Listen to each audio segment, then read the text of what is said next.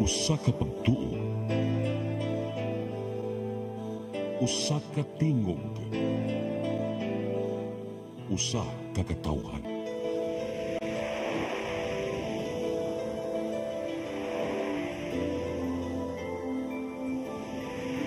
Cebu Catholic Television Network.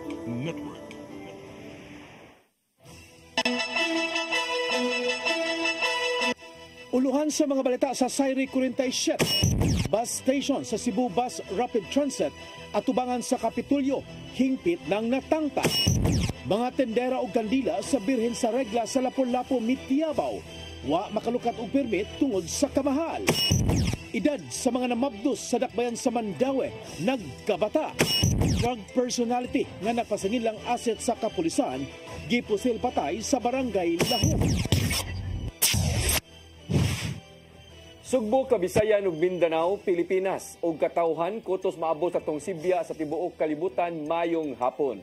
Live kita karon sa CCTN Channel 47 ug kini ang tulumanon sa nag-unang kasayuran nga angay natong masayran. Ako si Dennis Tabar. Tulumanon sa patas ng mga balita ug opinyon. Ako si Danica Cabales. Kini ang Sayri 47.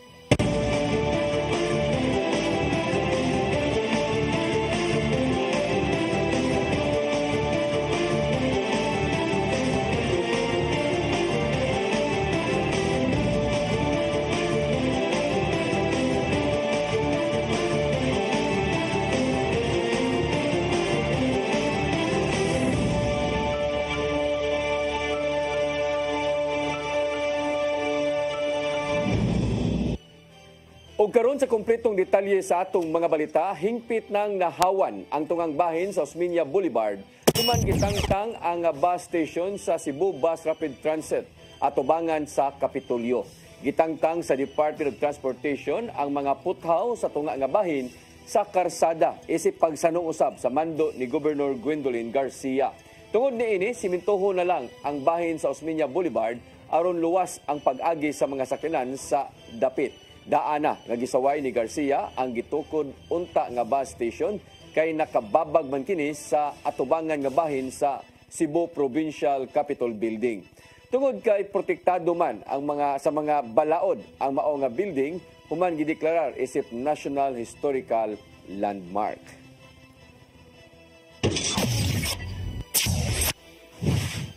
Pipila ka mga magbabalaod nagduda nga gipaluyuhan ni Vice Presidente Sara Duterte ang paglipod-lipod sa iyang mga sakop. Kabahin kini sa nakitang kakulian sa paggamit sa confidential funds sa Office of the Vice President. Ang kasayuran ni hatod ni Gian Navarro. Dako ang pagtuo sa mga kongresista nga gipaluyuhan ni Vice Presidente Sara Duterte ang giingong paglipod-lipod kun cover up sa iyahang mga sakop. Kini ang nabantayan nilang House Good Government and Public Accountability Chairperson Representative Joel Chua sa Manila, Jeff Congun sa Zambales ug Dan Fernandez sa Santa Rosa, Laguna. Nagpakisayod ang mga magbabalaod ngadto sa mga kawani sa Office of the Vice President kung giun sa paggamit ang ilang pundo. Apan nisang tinuon sa kanunay pangdedma sa mga imbitasyon hangtod nga ni resulta sa pagcontempt sa upat ka mga kawani gikan sa OVP. Suma pa ni Chua nga sukad kaniadto wala nakig-alayon ang mga sakop sa OVP silang buhatan aron tubagon ang mga issue ilabi na sa paggamit sa confidential funds. Dason usab ni Congun nga naglikay si Duterte sa mga pangutana aron manubag kung mapamatud ang wala gigamit sa saktong paagi ang pundo gikan sa panudlanan sa gobyerno. Netong Lunes, untang subayon sa mga magbabalaod gikan sa masakop sa OVP kung giun sa paggamit ang 500 billion pesos nga confidential funds. Apan, nangambot na lang. Nasuta sa investigasyon nga igo lang giandam sa mga kawani ang disbursement vouchers sa mga tseke nga mao ang naisugutang pundo. Maong napamatud-an ni Fernandez nga maayo ra matud pa ang pagkaliwat sa mga Duterte diin, gipagi na lang sa pagsagang sa iyang mga sakop ang pagtubag sa mga pasangil. Daan ang natribukar sa investigasyon sa Kongreso nga dunay kakulian ang mga resibo bahin sa mga gipanggasto nga nagagikan sa confidential funds sa OVP. Gian Navarro, CCTN News. Tabangan sa Cebu City Government ang mga delivery riders nga nagpagbuod sa managlahing bayranan. Mipasalig si Mayor Raymond Alvin Garcia nga bayran ang accident insurance sa mga riders. Librehon ang business permit ug amnesty alang sa mga adunay multa. Ning baguhay lang nakadaog ang grupo sa mga riders sa ilang gipasaka nga kaso ngadto sa National Labor Relations Commission batok sa usa ka food delivery platform. Mato ni Garcia nga usa kini kapamaagi pagtabang ngadto sa mga riders nga nagtinarong sa gisudlang trabaho. Traffic Enforcement Agency of Mandaue kun team ni deputize og 20 ka mga pulis nga motabang sa pag-issue og citation ticket sa mga traffic violators. Samtang operasyon batok sa mga badlungong drivers hingusgan. Ang kasayuran nihatod ni Mary Rose Sagarino. Moabot sa 20 ka mga personnel sa Traffic Enforcement Unit sa Mandaue City Police Office ang gedeputize aron sa pag-issue og traffic citation ticket sa Dakbayan. Matud ni Hilary Tuy ang OIC Department Head sa Traffic Enforcement Agency of Mandaue kun team nga gipanghatagan og citation ticket ang mga pulis aron pagtabang kanila sa pagdakop og pag-issue og citation ticket sa mga traffic violators. Matud ni Rituya nga mga pulis nakapaubos na usab og traffic refresher course aron ma-update sila sa bago og kasamtangan nga mga lagda sa trapiko sa Mandaue. Sumo na nga ako sang while sayon ang ato ang pagpa-release sa kaning impounded, so ako sang gusto sa is strengthen sa nako naa sa tay full blown nga operation para sa kini sa pagpanakop. So mao na ako ang plan mo tong gidali to nako ang katong pag-issue sa ilaha sa mga citation tickets para magsige na mig-operate unya puhon. So mag-expect nilang ato ang mga motorista nga mabalik na sad ang ato ang kanang grabe na ang visibility. Matud sa team department head nga hingusgan nila ang mga operasyon batok sa mga badlungon nga drivers, lakip na ang magbiyahe nga walay saktong dokumento. Ingon man ang mga hilig nga molapas sa mga lagda sa trapiko. Niaging tuig ang team ni Deputy usab og mukabat sa 50 ka pulis apan ang uban ang nadestino na sa ubang lugar. Mary Rose Sagarino, CCTN News. Kakulian bahin sa modernized traffic light system project sa siyudad sa Sugbo, kinahanglang masulbad sa labing dali nga panahon. Kini ang nahimong pamahayag ni Mayor Raymond Alvin Garcia dungan sa pag-uyon sa auhag sa mga sakop sa konsiho. Ang kasayuran ihatod ni Crystal Joy Filerca. Gilauman ni Mayor Raymond Alvin Garcia ang pagsulbad sa mga nasugatang kakulian sa Modern Traffic Light System Project sa Dakbayan sa Sugbo. Ilabi na nga hinay-hinay nang nasigpatan sa mga sakop sa City Council ang mga problema bahin sa nahimong pagpatuman. Sa milabay nga semana, miawhag ang konseho sa Commission on Audit nga magpahigayon og fraud audit bahin sa maong proyekto. Kinahanglan, matud pa, makahimo og intervention ang COA bahin sa pagahin og 480 million pesos sa Phase 1 ug 2 sa digital traffic lights. Baong nakita ni Garcia nga pinaagi sa maong lakang, giyahan ang city government sa investigasyon kung ugaling mohimo og legal nga lakang ang mga suppliers. Ano ba ni complaint og investigation nga nasa Ombudsman's office? So ang ganing sa traffic, ang supplier ni suwat na sa Ombudsman's office. So anytime now, the Ombudsman might make their own investigation. Ipaabot ni Mayor Garcia ang review og recommendation bahin sa fraud audit aron masigurong dili masayang ang pondo. Ilabi na nga nalakip sa 2025 annual budget sa Dakbayan ang laing 200 million pesos aron mapondohan ang Phase 3 sa modern traffic light system. Gihulagway niya nga makatabang ang tarong nga pagpatuman sa proyekto aron hayan masiguro ang luwas nga kahimtang sa dalan. They go to us to look at the CCTV cameras and wa maguta mo bayad ani nila naka-experience sa tanga, it was already di nila ipagamit wa may bayad. Crystal Joy Filerca, CCTN News. Pipila ka mga manindahay ug kandila gawa sa Nuestra Señora de Regla National Shrine naguol sa bagong pulisiya nga gipatuman. Dili sila tugtang makatabok sa mga karsada aron mamaligya tungod kay walay permit. Ang kasayuran ni hatod pagbalik ni Crystal Joy Filerca. Nagsingabot na ang kapistahan sa Birhen sa Regla. Kagahapong adlaw, gipahigayon ang unang adlaw sa novena human sa fluvial procession. Ug lauman nga modasok na ang managkutay. Apan pipila sa mga namaligya og kandila sa likod nga bahin sa Nuestra Señora de Regla Parish National Shrine nagmagul-anon tungod sa kaminos sa ilang halin. Gani kagahapong adlaw human sa fluvial procession, dili sila tugutang makalabang sa karsada o kinahanglang magpondo lang sa usa ka lugar tungod kay badlungon sila sa clearing team tungod kay wala sila'y permit. Gawas pa ni ana, dili na usab sila tugutang makabaligya sulod mismo sa simbahan.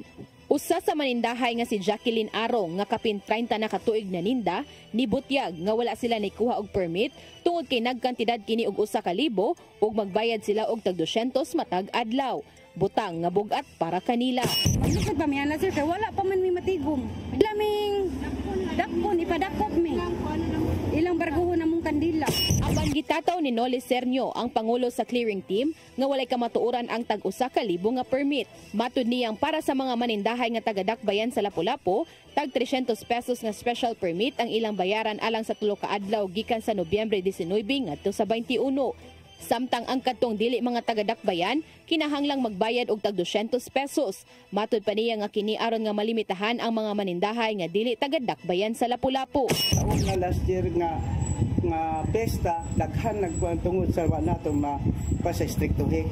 Kanang lugar. Oo. Muna karon nga ato para ma-minimize ang bisita nga maligay kandila, ato na sila gitaasan og ganang singil. Usab niya nga ang pagbadlong kanila kagahapong adlaw tungod lang kini kay gipahigayon ang fluvial procession apan hangtod mahuman ang novena, tugutan na silang makatabok sa mga karsada. Nga pag-fluvial, ako gipasirahan kay samok man diha bayan niagi ang Mama Mary. So kaaboy nga dili mahera ang prosesyon, mo nagipasirahan mga paninda. Cristel Joy Felerca, CCTN News. Musunod, edad sa mga nangamabdo sa dakbayan sa Mandaue, nagkabata. Kanaog daghan pa mga balita sa pagbalik sa Sayre 47.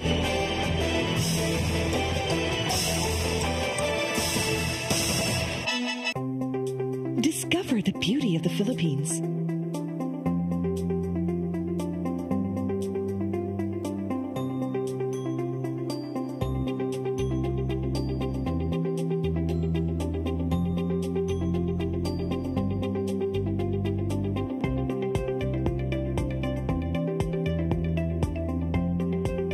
With Philippine Airlines, the country's flag carrier.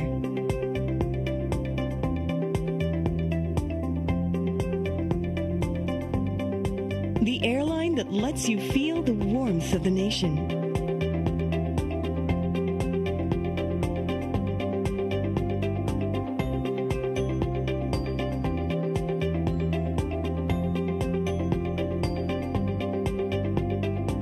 Mabuhay.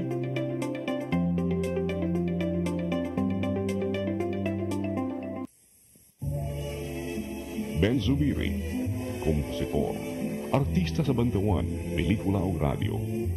Mas nailhan sa ngang Iyo Carbo. Si Ben Zubiri ang isuwat sa way kamatayong awit Matud Nila.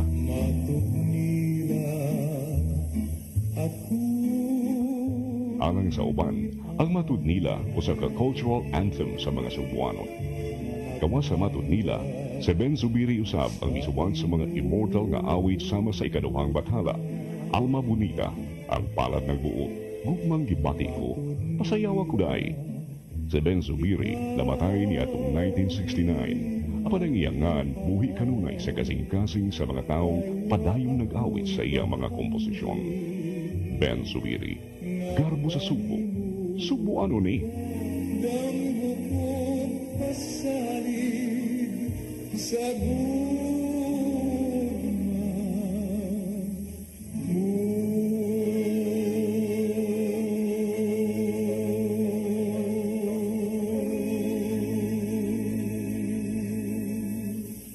Start today. Unlock the secret to a healthier you. You're worth it. Health is wealth. Health Plus. Easy Flow and Health Mix Plus. Health is wealth. Migo George! Oh, ako? Naon sa maning tanawan eh, oh? Kalma lang Migo Dido. Sila ko dito. Mga mas kasiling. Sayo na. Kano sa pagkamumubutan? Murag mao siguro na inyong hiwata. Pagtagsa mo ni. I am the God that healeth thee. I am the Lord your healer. I sent my word and healed your disease. I am the Lord your healer. I am the God that healeth thee. I am the Lord your healer. I sent my word and healed your disease. I am the Lord your healer. I am the God that healeth thee. I am the Lord your healer. I sent my word and healed your disease. I am the Lord your healer. I am the God that healeth thee.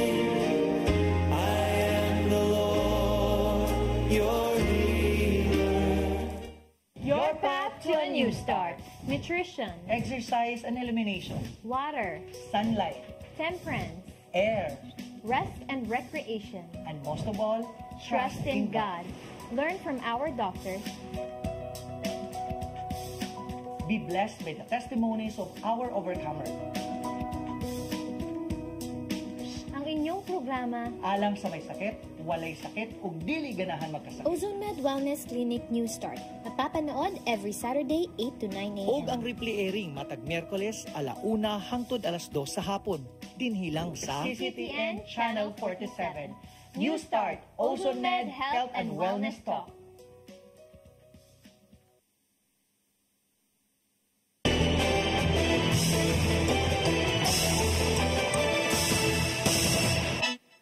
Balik sa ato mga balita, edad sa mga namabdos sa dakbayan sa Mandawi nagkabata.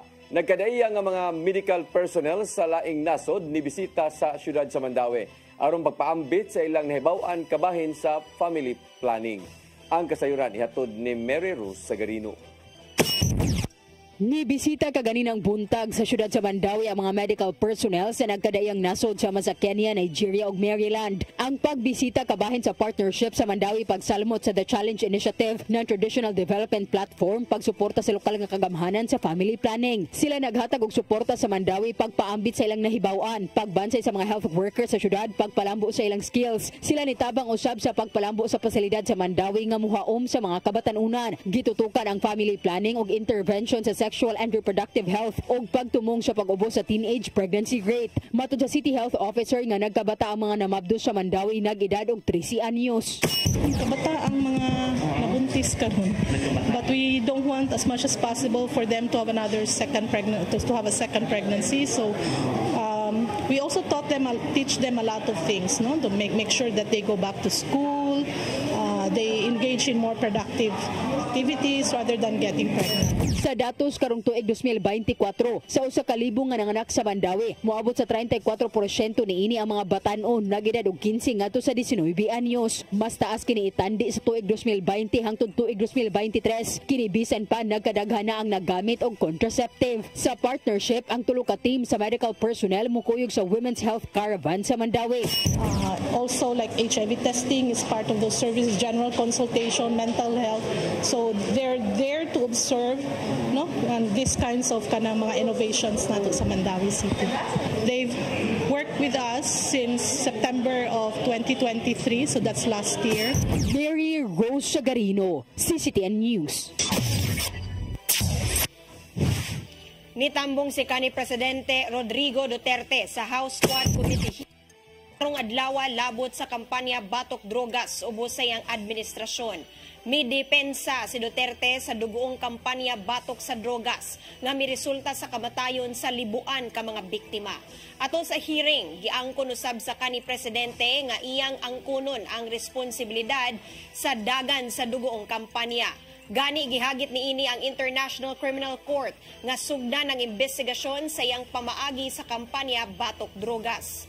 Nahimong init ang pagbinayloay sa pulong human nakahigayon sa pagpakisayod si Gabriela Party List Representative Arlene Brosas.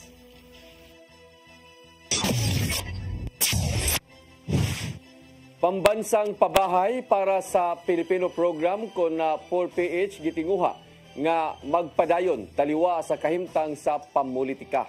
Kini ang napalantawan sa Pag-ibig Fund human nga nakig-alayon sila sa mga LGU sa Central Visayas alang sa pagbaton og tarong nga kapuy-an.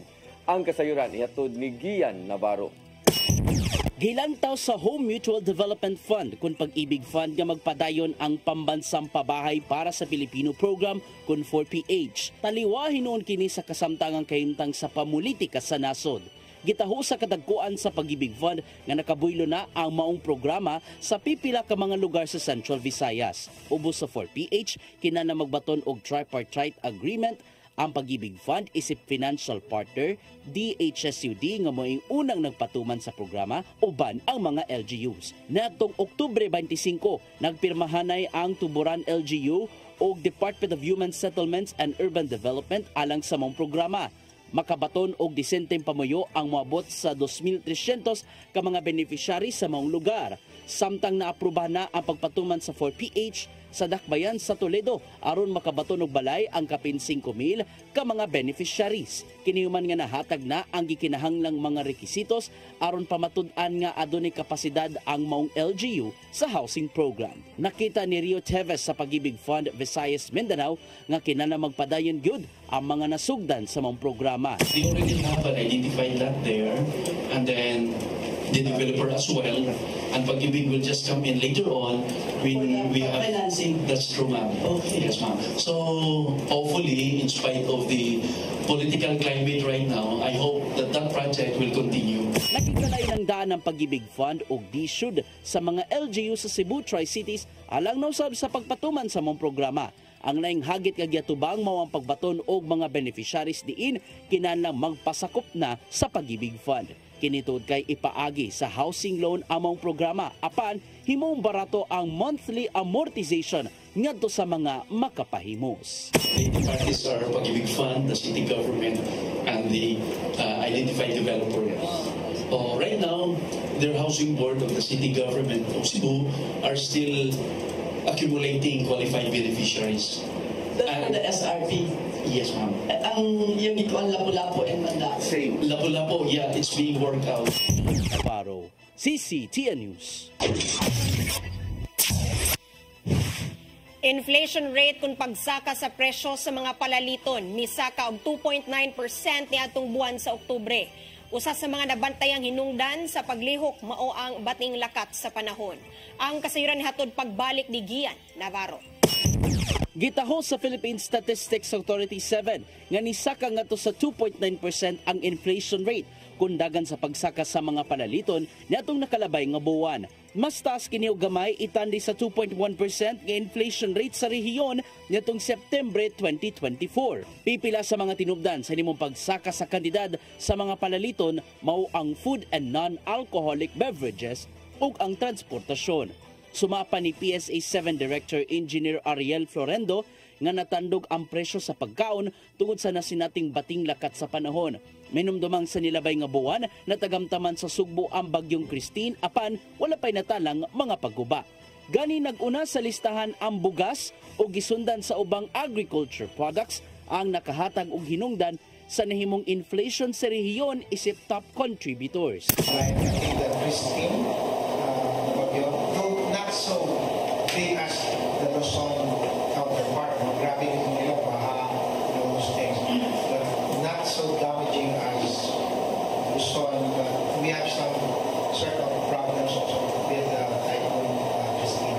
Samtang gilawman sa PSA 7 nga mosaka pa ang inflation ning nahabiling mga buwan sa tuig 2024. Tungod kini sa taas nga demand gikan sa mga konsumidor, diin lauman ang pagsaka usab sa mga presyo sa ubang palitonon.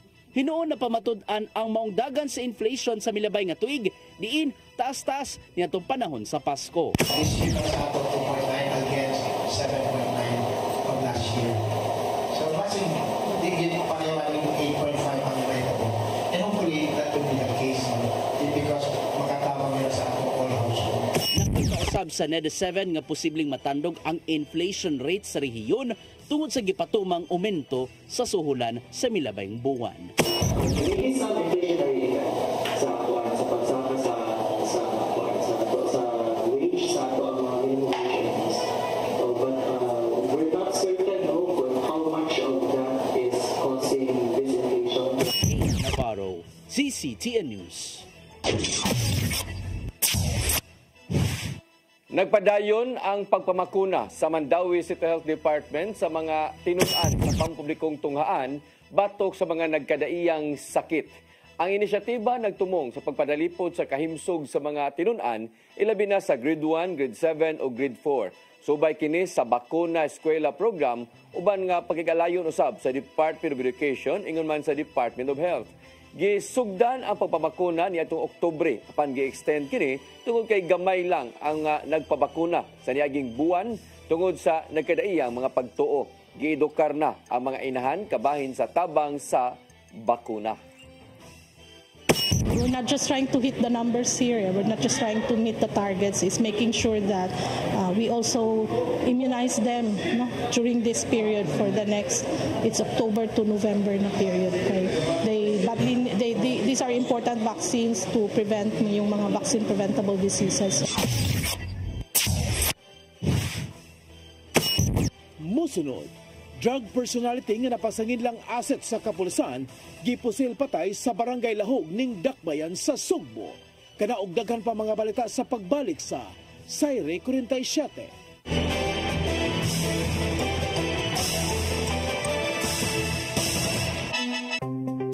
Discover the beauty of the Philippines.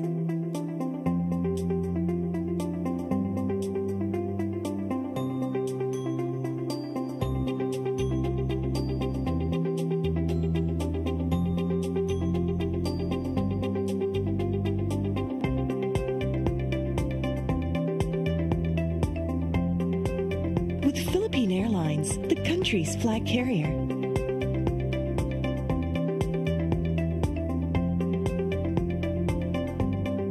The airline that lets you feel the warmth of the nation.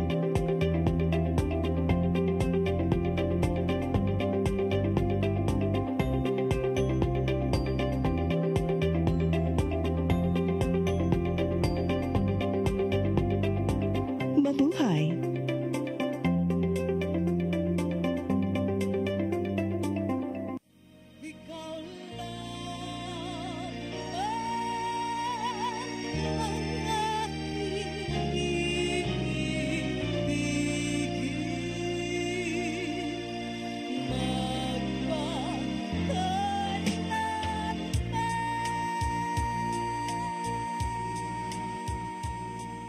Ami Filomeno, tubong Milanilla, Cebu, graduado sa kursong dentistry. Apan, ang gugma sa pag-awit mo'y may paswabi sa iyang kasing-kasing. Si Ami mo'y may awit sa theme song sa teleseryeng Siya ug Ako sa Kangit-ngit.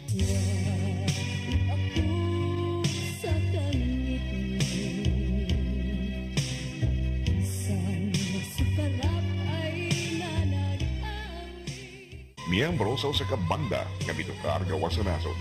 Napiling Best Regional Song Recording Artist sa 13th Annual Awit Awards sa Manila. Winner sa Sandugo ug Cebu Pop Music Festival. Sa pagkakaroon, si Ami regular talent sa InTV CCTN Channel 47 ug padayong nagdala sa kan sa mga Subuanon sa iyang pagkakot ug dugang pang kalampusan. Ami Filomeno, karbo sa Subo. Subuano ni.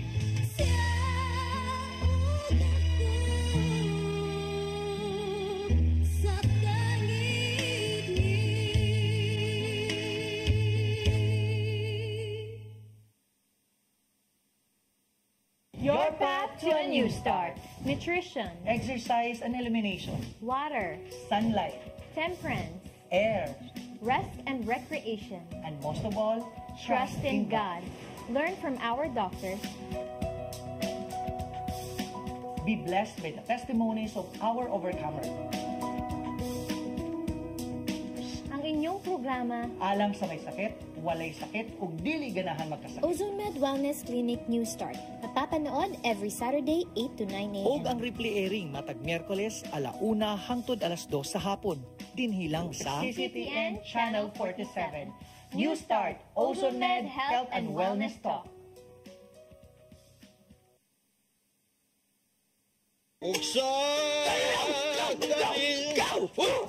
Unsa man kang tambulakan kalit nagabot nalantigan ni ron. Gitara ko nga gamay, gamay kaayo. Gitara ko nga dako, gamay kaayo. Dailing. Unsa man ang utangan nga naa na si mong luyo dito? Pamanggod siya na ikatubang ni mo Dailing kay. Tarong mo? Nganong imam kong iapel ni Dailing ha? Wa man ko'y labot. Kini panil nga, kini.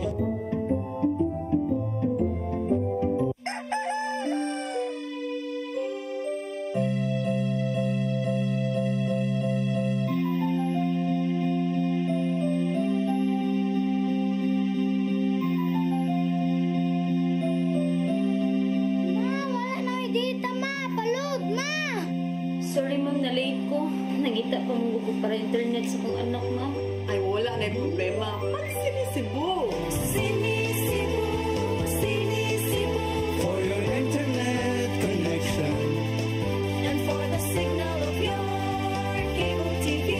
So fast and straight that transmission to your home. Sinisibo. Sinisibo, sinisibo. Offers you to have fiber optics. For your viewing experience, perfect and clear so far. So great and affordable for you to enjoy. Sinisibu Television Network Incorporated offers fiber to the home broadband internet bundled with fiber to the home cable TV connection. Sinisibu Television Network Incorporated with its operation in Metro Cebu and the whole province of Cebu soon. And affordable for you to enjoy. Sinisibo.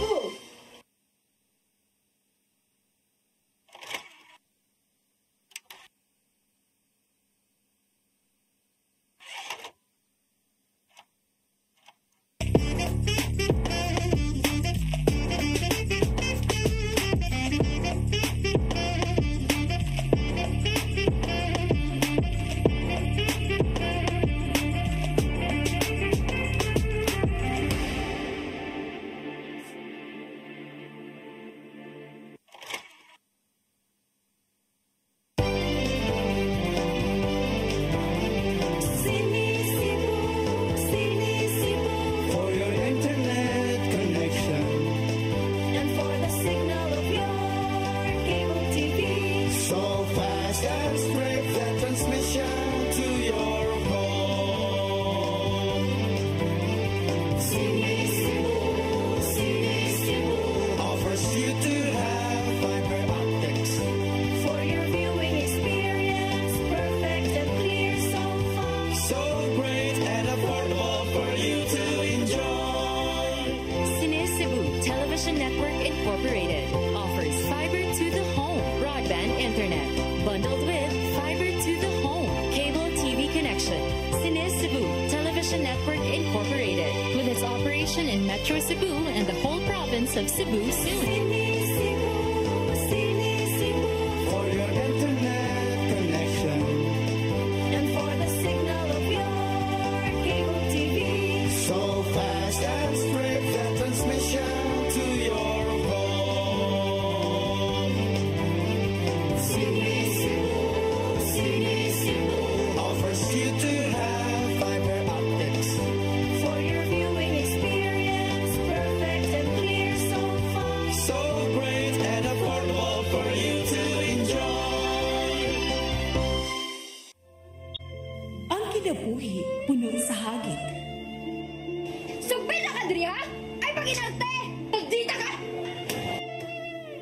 sa pangutana. Bata pa ganito kayo? Nagpuyap-puyap na ka? Kinsa man ang mga sakitin ako din ay karoon ng kinsa. Kung si buti mo'y pasabot, Daddy. Puno sa luha. Pagpili pang ako nga imong anak o kanay imong mga babae. Kasuko. Yung ano pa? Ano mo itang kalipapa? Apang bisan mangit-ngit pa ang imong kalibutan, aduna pa'y nagpahiping kahayag. Aduna ka pa'y kasumbungan. Mga lama, hanap na. Dear Tatay, Tunog na unlod na. Nganong handungan. Wailain pagi aron masabtan nato ang Biblia. Kinanglan nga doon natay relasyon kang Jesus. Hangtod sa layan natong panaguban, daghang salamat. Shalom. Tunog na unlod na.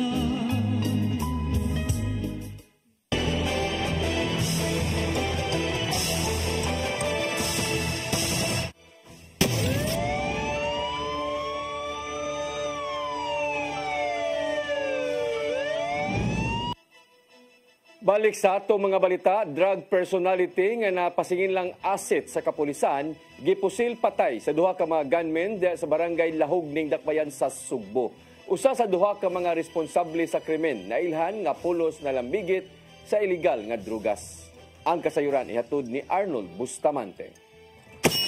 Patay na nga naabtan sa mga sakop sa Mabulo Police Station ang usa ka lalaki nga giulo sa pagpusil sa duha ka mga lalaki alauna 40 ganilang kadlawon sa sitio Kamagong nga kilid sa Grancon, Barangay Lahog sa Dakbayan, Sugbo. Ang biktima giilanga si John Michael Ibanez, 20 anyos, nga residente sa Bac APM Barangay Mabulo sa siyudad sa Sugbo. Matod sa mga standby sa lugar nga nakadungog na lang sila og duha ka mga buto sa armas ug pipila ka segundo adunay duha ka mga lalaki nga nagdagan padung sa Dalan Kabantan, Barangay Lu sa Dakbayan, Sugbo nga nagsulob og mga t-shirt nga kolor puti ug green. Usa sa mga saksi ang gabi ila sa usa sa mga suspitsado nga si alias G. Lord nga taga Barangay Carita sa Dakbayan sa Sugbo. Matod ni Police Major Romeo Kaakoy Jr., hepe sa Mabulo Police Station, nga base sa lang nakuha nga kasayuran nga nadudahan ang biktima nga si Ibanez nga asit sa mga pulis. Din siya ang gipasangin lang nga bitog ang kinsa aga nalambigit sa legal nga drugas sa kareta. Nailaw sab si Ibanez nga nalambigit sa pagpamaligya ng illegal nga drugas ug niya tungtungoran nakigtransak kini sa mga suspitsado nga mopalitog shabu ug dito mag-abot sa sitio Kamagong sa Barangay Lahog. Dol na nadudahan siya no nga na usa ka kuan niya sakop na napasanginlan niya siya mo nakahatag og impormasyon sa atong kapulisan niya mao to katong panahon na i-transact siya padto siya sa lugar niya ko to na si kuan dito nga yadto siya o dito na nahitabo ang pagpamusil. Nga nila ang usa sa mga suspitsado matod ni Kaakoy nga dunay amo nga naa sa sulod sa Cebu City Jail nga gituan niya nga may nagsugo nga ipapatay ang biktima. Wala lang una nganli ni Kaakoy kinsa ang mao nga personalidad apan nagpadayon pa sila sa ilang gihimo garon nga manhunt operation. Doon na nami kuan no na identify nga usa nga suspect mo na mong ipangita karon. Pero nani siya kontak nga naapod sa dito sa sud sa kuan. So sa prisukan niya mo ay posibilidad niya mo ay nagsugo para buhaton tumong kami. Pagsubay na sa mga investigador sa Mabulo Police Station ang CCTV camera sa dapit alang sa pagsusi o pag-ila sa kauban ni alias J. Lord. Arnold Bustamante, CCTV News. 8 ka mga balay na ugdaw sa sunog sa Rosales compound sa lungsod sa Cordova kaganihang kaadlawon. Dinagkutang kandila ug wiring sa kuryente gitan-aw nga posibleng hinungdan sa sunog. Ang kasayuran hatod ni Crystal Joy Pelerca. Naugdaw ang 8 ka panimalay sa pamilya Rosales sa sitio Sangi, Barangay Alegria sa lungsod sa Cordova, human miulbo ang usa ka sunog kaganihang kadlawon. Nagsugod kini sa ikaduhang andana sa ancestral house nga gipanag-iya ni Julieta Rosales pasado alas 12 sa tungang gabi ug dali kini nakakatag sa panimalay sa iyang mga anak. Nadawat sa Cordova Fire Station ang maong alarma alas 12:57 ug dali kini nilang girespondihan. Nitubag usab sa maong alarma ang Lapu-Lapu City Fire District ug Lapu-Lapu City Rescue. Nakontrolar ang maong kayo alauna 1:30 na sa kadlawon ug paglabay sa 15 minutos hingpit na kining napaw. Wala ray natalang nakalas o bakaha na angol sa maong sunog. Ang ancestral house mo ay nagunang panimalay sa compound sa mga Rosales.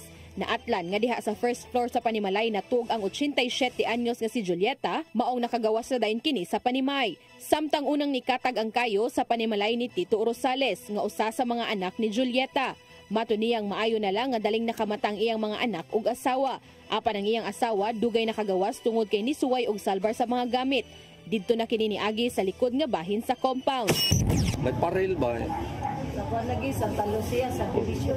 May hagdan, may gani po, may hagdanan. Ya ang paril medyo bubo-bubo ra. Dito na sila nangagi. Kaya kung wala to, ubay gid sila. Samtang si FO2 Jeffrey Malingin, ang fire investigator ni Butyag, nga duha ka anggulo ang ilang gitan-aw nga hinungdan sa maong sunog, ang ginagkutang gandila og ang wiring sa kuryente. Nangadji sila, nagkuhan sila kandila.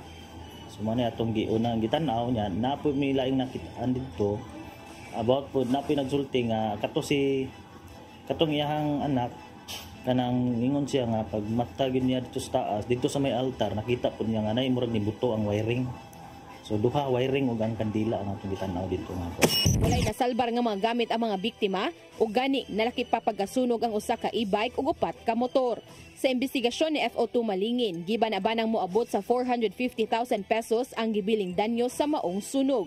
Kasamtangang na masilong ang pamilya Rosales sa Sangit Chapel nga naara nahimutang atubangan sa ilang compound. Nakadawat na usab sila og mga tabang pinansyal gikan sa lokal nga kagamhanan sa lungsod sa Cordova. Crystal Joy Filerca, CCTN News.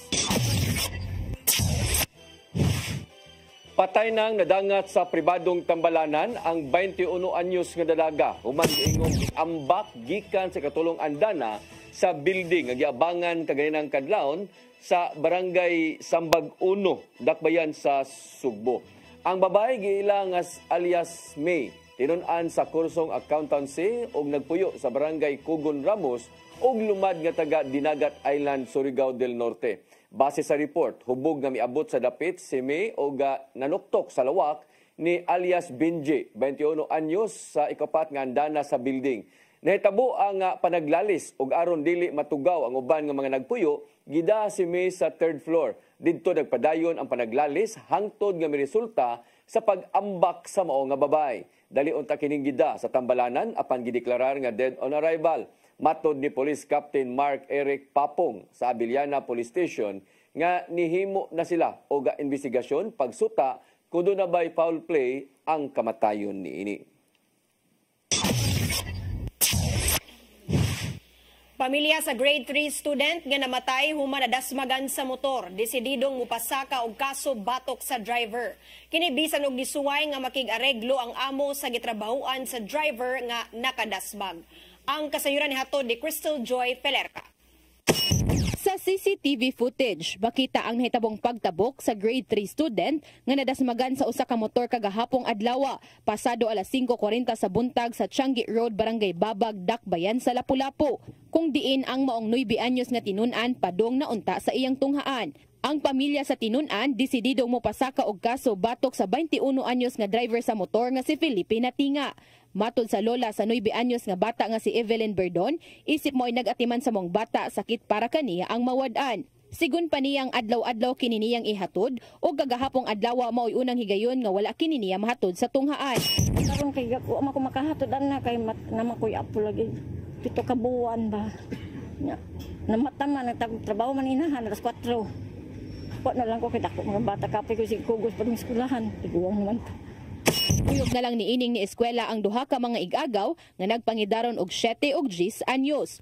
Og nibalik kini sa ilang panimalay og nagpahibaw kaniya sa nihiaguman sa iyang 9 anyos nga apo. Samtang ang amo sa 21 anyos nga driver ni suway nga makigareglo sa pamilya. Matod ni Maricel Calunod, andam silang moabaga sa mga gastuhonon. Magsabot lagi man kung makigkuan ba sila? Sila ra mong agdon. Pero willing na jud mo hatag mo assist. Oo, mo assist, willing ra mo assist. Man to sila gabi nga kung unsay mga bills nila bayron non mo text daw sa namin. Apan desidido ang pamilya sa 9 anyos nga mopasaka og kaso. Kaganihang udto gihikay na nila ang mga kinahanglang requisitos aron formal na nga mapasakaan og kaso si Natinga. Pasaylo niya. Wa man kuno natuyon niya. Di man mahimo sa Pildi man mo patay man ako niya. Di man na mahimo, kinamanan ako. Nabata, ako na ngayon lang ustisya sa ako apo. Crystal Joy Filerca, CCTN News. Mo kadtong naglangkob sa atong mga balita sa Sayre 47, ako si Dennis Taban. Sa atong Christmas countdown, 42 ka adlaw na lang sa dili pa ang Pasko. Ako si Danica Caballes, sangkot uba sa inyong paborito, tulunganos. Sayre 47.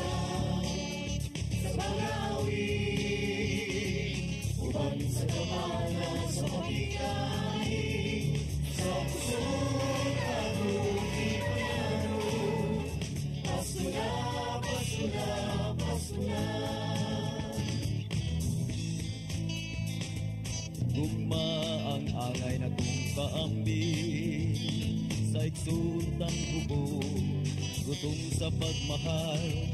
Kay kaniya mo lang mapatayag, kusay kahulugan sa Pasko. Ito sa pasungan nagpakatao ang atong Ginoo. Pasko na, Pasko na, Pasko na.